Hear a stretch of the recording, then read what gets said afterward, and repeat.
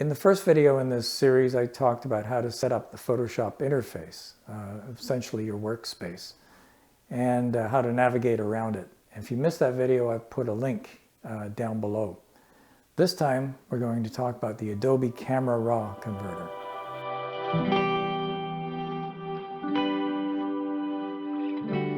All right, before we get into Adobe Camera Raw, just thought I'd show you a couple of ways you can get into it. One is, and I've already opened it up here, is called Bridge.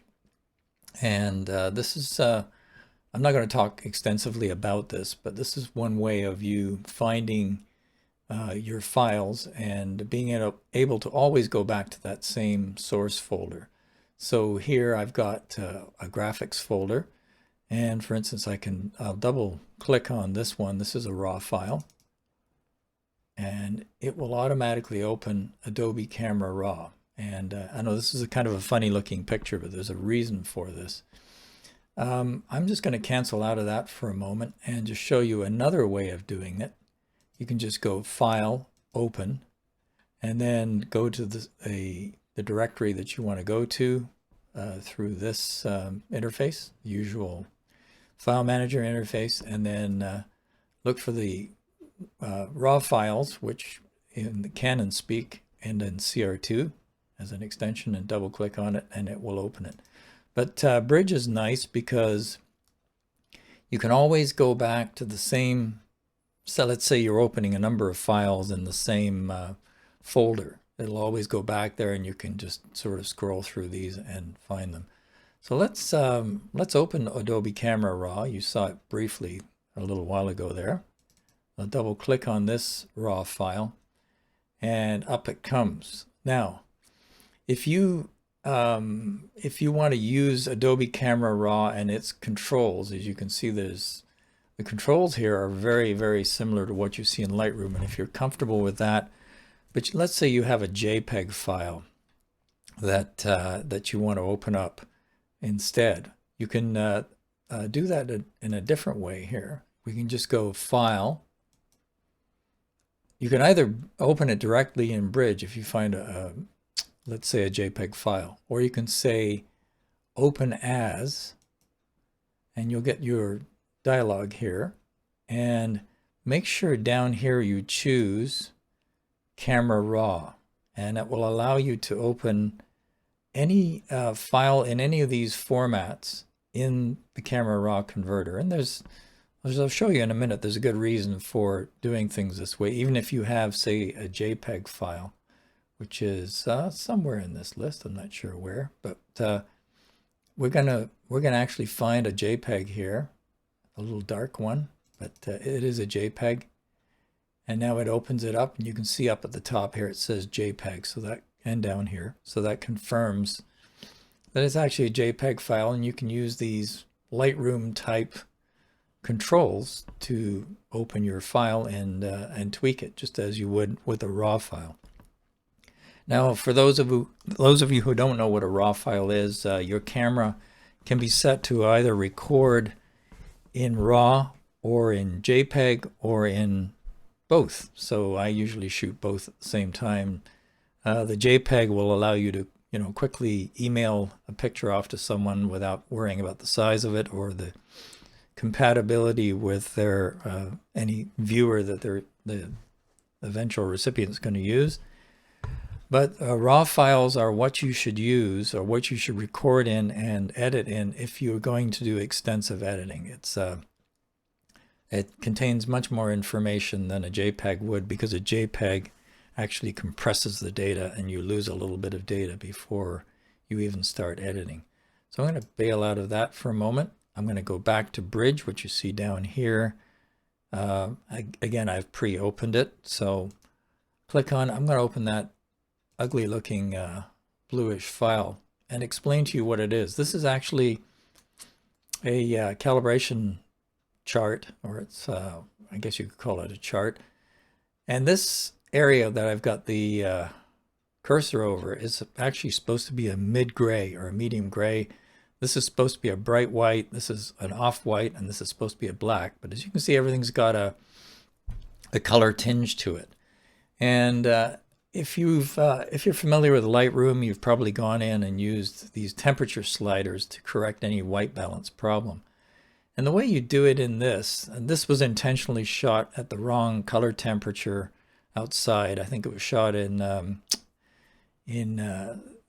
essentially incandescent light type white balance setting, and then taken outdoors and shot, and that's why everything comes out too blue. You'll notice up here where the histogram is, you'll see these R, G, and B numbers, and as you hover your cursor over top of the image, it will tell you what the red, green, and blue contributions are to that image in that very spot. So if we know that this was supposed to be a mid-gray, let's say, excuse me, and we can now adjust the temperature slider, and you notice up in the histogram you get the red, green, and blue components, especially in the middle, coming together. And that's the definition of a neutral gray, is when red, green, and blue components are equivalent or equal. So you can see here I'm just hovering over the gray area, and if I look at these numbers up here, the red, green, and blue numbers, they should all be around 128, and they're not far off, but the blue looks a little low, green looks a little high, and red is bang on. So I'm going to go move a little closer toward the blue on this temperature slider and just see what happens. So the blues come up, and now it's equal with the red, which is good. But the green's still a little bit hot, so let's just move that slider, the tint slider, away from the green a little bit. And that gets them a bit closer. They're all looking much closer, but I think we can still take the green down a little bit. Maybe too much. Now 130, 130, 129. That's pretty close to 128. I would allow that. And as you can see up on the histogram, the red, green, and blue peaks are all aligned. So that means you've got a perfect neutral gray there.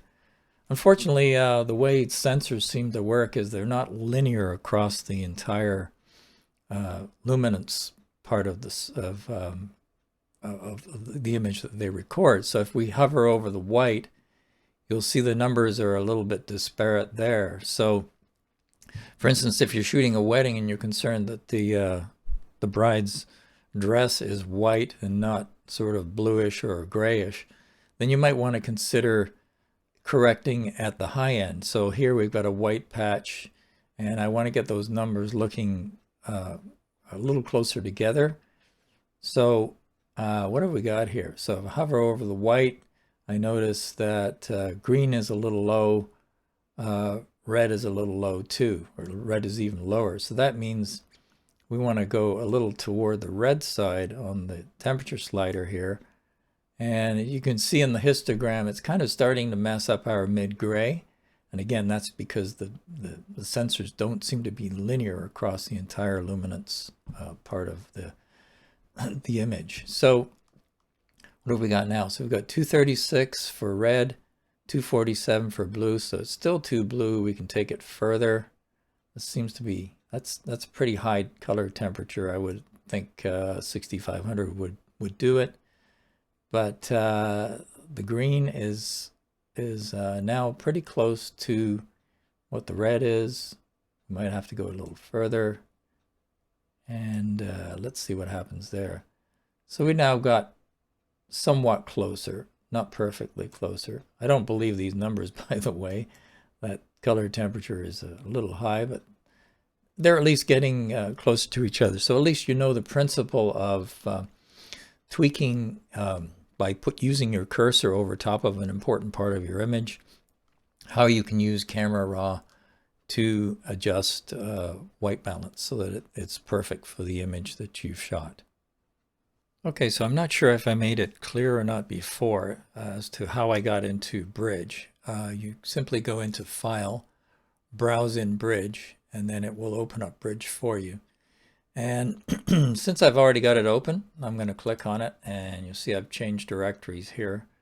I'm looking for this file. It's a raw file, and again, when you double click on a raw file, it'll automatically open Raw Converter. You don't have a choice. It won't open it directly in Photoshop.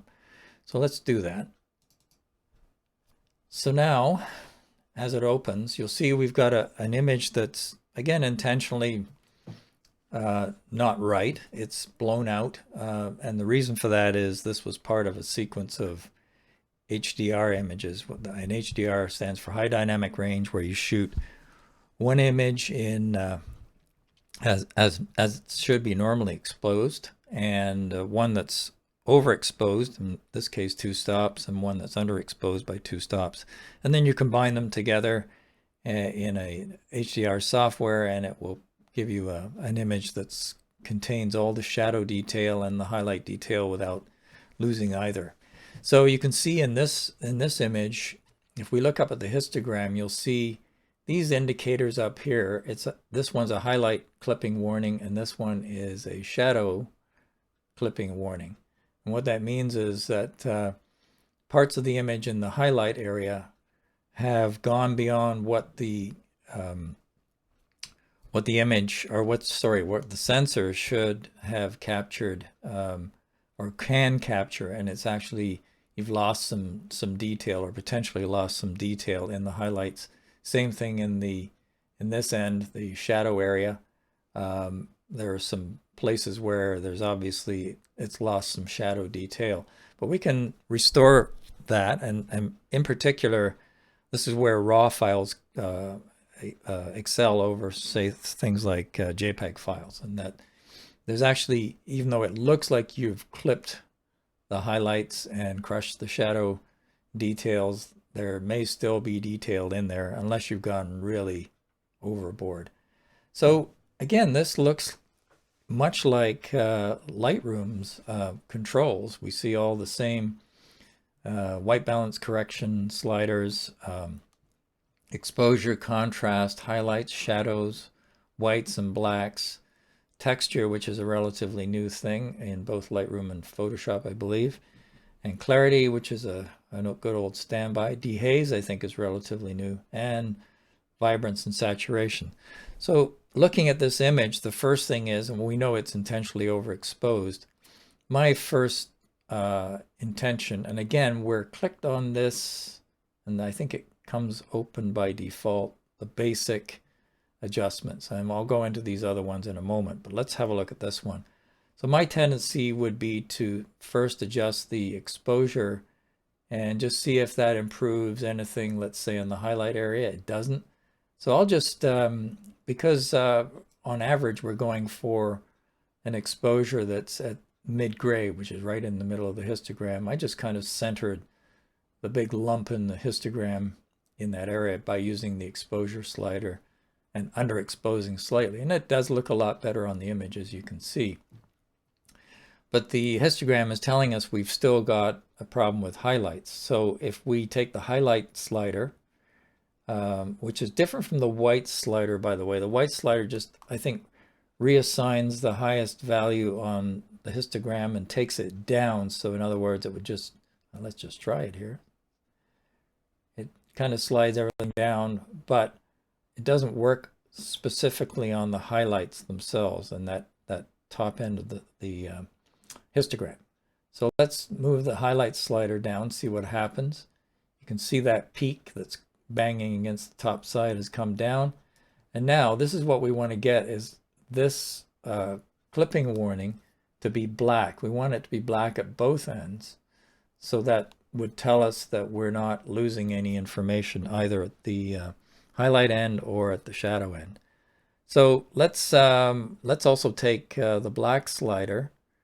Again, it works on the extremes. The shadows probably, and I'm not certain of this, but it probably just works in the area kind of above the bottom shadow area. So it might work in this area, kind of like the gamma control that you might see on elsewhere. But let's take the black slider up, see what happens. It's still blue, which means the blue channel is clipping.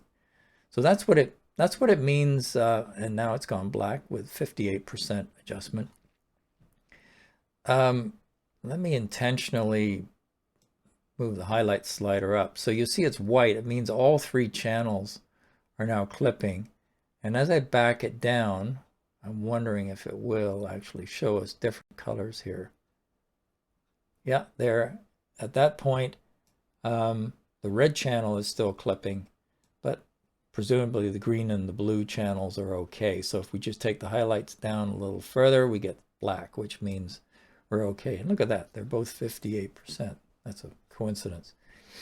You may not be satisfied, though, with this image as it stands. You might want to sort of kind of punch it up a little bit. And if you're used to using things like clarity, you know it actually increases the contrast. And what happens when you increase contrast is you're stretching out the histogram. You notice as I send it back down to the 0 mark, that's where we started. If I move clarity up, it's actually stretching everything out. And that's what gives you contrast. You're actually pushing the dark end of the histogram down toward the bottom end of the histogram and the brighter areas up toward the top end of the histogram. And that gives you that punchier look where the highlights are bright and the shadow areas are dark. And that's the kind of look we've gone after here. Now, there is a contrast slider up here, but clarity does some other things. I think it may do a little adjustment in the middle of the histogram here to give it a bit of a snappier look. So let's just take that down to, let's say, 33%.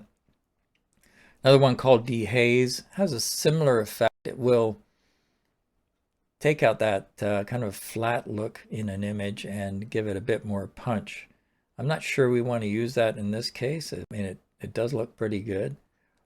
But you notice that now we've blown out our highlights and all three channels by the looks of it, because that's white. And blue channel is continuing to give us a little bit of a problem. So let's see if we can correct the highlights now that we've done clarity and dehazing adjustment. And yes, we can. So we've preserved our highlights. And what happens if we move the black slider up now? And that thing is still lit blue, even though we're at 100%. So let's just back that off a bit. And I'm going to just try one more thing here. Maybe we want a bit more vibrance in the scene. And that, once again, has driven, potentially driven our highlights into clipping. And that's the way you typically work in these controls. They're very interactive, so you might have to go back and readjust another one once you've tweaked one of these. You might have to go back and readjust highlights or blacks. So the blue channel is still a bit of a problem here. So let's go to the next one. And this is, tone curve is the subject of a future video I'm going to do, but I just want to temporarily show you, without getting into what curves do, a way of fixing that. So if we go to the blue channel here from this channel pull down or drop down, if I now take this bottom point, which represents the darkest areas of the blue channel, and I actually push that up a little bit, you notice now this has gone black, because what it's done is it's pushed the bottom end of the blue channel up into the usable region of the histogram. So I take it back down to where it was. You notice this is blue. This warning is blue once again. So you don't want to overdo this, because it may not actually be fixing any lost information in the blue channel at the low end, but at least it makes your histogram look legal, if nothing else. Okay, so that's tone curves, just briefly, but again, that's another subject for another day. And if I go over here, you'll see we have all these choices. And this is similar to some of the blocks that you see in the Lightroom Develop module. But here they've just done it in tabs. So this one is for sharpening and noise reduction and so on. This one is HSL adjustments, so hue, saturation, and luminance. So for instance, if I wanted to brighten up the greens even more, it's actually just, it's not changing the color, it's just changing the luminance of the greens. So you can see it's made a bit of a difference on our image here. If I can darken the greens or I can lighten the greens. But I'm just going to put this back at 0. So you can, once it's highlighted in blue like that, you can just type over it. So I'm just going to type that back to 0. Similarly with saturation, you can choose all these colors, what you want to do. If you've got a part of a scene that you want to tweak, maybe magenta, I'm not sure what that's. There's very little magenta in this scene, if any, so I'm going to set that to 0. But greens are an obvious one. So I can change the saturation. As you can see, that's, well, it's gone overboard. But you have that capability if you want to do some fine adjustments of each part of the color spectrum. Or I can change the hue, which means you're changing the green to something else. Here it almost looks like a cold blue, and here it looks almost orangey in places. So that's another way you can tweak your image. Split toning I won't get into. Lens corrections, this is if I enable it, it tells me what lens I used, and it's actually this lens is obviously in Photoshop's library, and it knows what aberrations or distortions that it has, and it will automatically do corrections for you. I can get rid of any chromatic aberrations that Photoshop knows that lens causes. And so that's one way you can do some quick corrections. Again, just turn that on and I can do some vignetting, for instance, or cancel out vignetting that the lens normally provides. So I think if I leave this at whatever it came up with, Photoshop is automatically correcting for known errors in that lens. So that's lens corrections. Effects, you can do some vignetting, white or black sort of thing. So we'll leave that back at 0. Calibration, I have no idea what that's all about. Presets, so for instance, if you want to do some, I'm going to just roll these up here so you can see all the choices. There are different choices. You can even pull in Lightroom presets, I guess. But let's go to Creative here, and I can just hover over these and see what effect it's going to have on my picture. And I can, I guess, either I can click on one of those if I want to use them. Black and white, you can convert to black and white and look at the, this is very similar to Lightroom. There are some presets in Lightroom, and but I don't want to use any of these at this time, so I'm just going to do that. Now there's actually no undo button in Adobe Camera Raw, unfortunately, but there's something called well, it's not called anything, it's actually a shortcut called Control-Z or Control-Z. I'm from Canada, so we say Control-Z. So for instance, if I put a black and white effect on here, I'm actually going to have to click on that. I can hit Control-Z or Control-Z, and it pops back. Snapshots, I have no idea what that is. So also, just so you know, up here, you can do various things like rotate the image, put a filter on it, simulate a graduated filter that you might use on your camera. You can do cropping, and we're currently in the zoom tool, so that will allow you to zoom in or out. Let's try that Control-Z. That doesn't work. Okay. So we can go down here and hit that minus button. There's also a kind of a before and after thing, which will show you the effects of the latest change that you might have made. So if we go black and white flat, there's the after, and it says up here before and after. So you can see that. I might want to undo that. And there we go. And then you just click on this again to a couple of times, a few times, to get it back to normal again. Okay, so let's go back to the basic tab here again. I see we, through our messing around, got into trouble with the highlights again. So let's just see if we need to do a little tweaking on that. And yes, that works. So now we need to save this file, or we can take it into Photoshop, which we're not into right now. We're still in the Adobe Camera Raw. But you notice over here there's a Save Image button. If you click that, it will open a dialog box, which then you can say where you want to save it, what format you want it in, a JPEG, TIFF, Photoshop, PNG, and so on. And then you can save it by clicking that button. I'm going to cancel out of that. That's if you don't want to continue in Photoshop. You just want to save whatever changes you made and save it again in various formats. It doesn't have to be saved specifically in a Photoshop format. You can save it as a JPEG as well. Now, if we want to continue into, well, that's before we do that.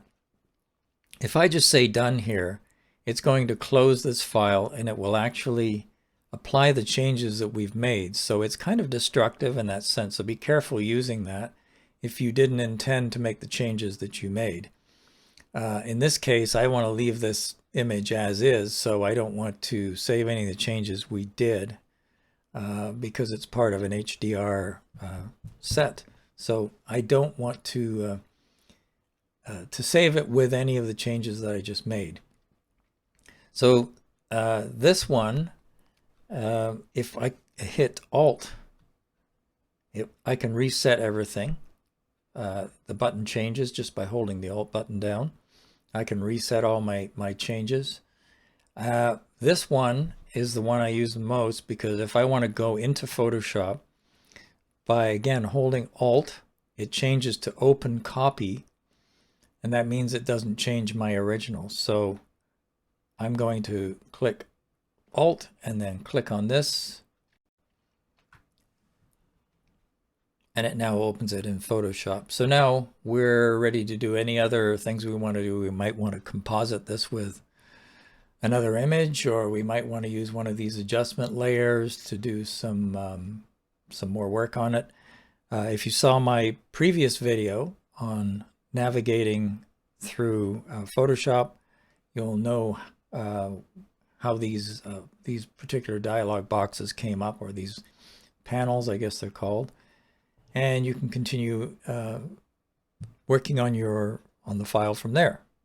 So other than that, that's an introduction to the Adobe Camera Raw, what it's used for, how you make changes within it, and what you do with your file after you've finished doing your tweaking. Well, I hope you now know why we have the Adobe Raw converter. The fact that it opens up automatically when you double click on a RAW file that you've got on your computer. But you can also open it up by other means if you've got something like a JPEG that you want to put through that RAW converter. It's a very handy interface. It looks a lot like Lightroom controls in the Develop module. So if you got something out of this, please, as they say, smash that thumbs up button and subscribe if you would, and click that notification bell if you want to see more videos.